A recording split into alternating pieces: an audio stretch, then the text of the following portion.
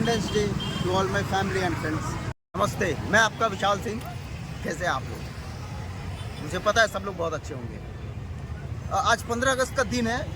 इतना बड़ा इवेंट है पूरे देश में, इसको बहुत अच्छे से सेलिब्रेट किया जा रहा है। मैं भी मना रहा हूँ इसको।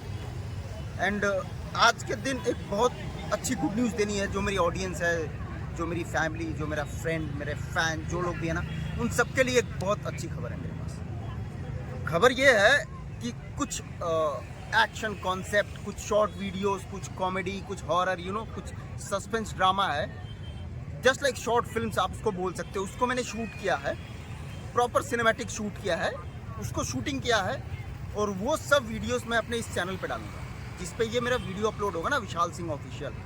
उस पर आप लोग वो सारा वीडियोस देख सकते हैं। आप लोग देखिए, को प्यार दीजिए, मेरे इस चैनल पे अपलोड होगा। Thank you so much.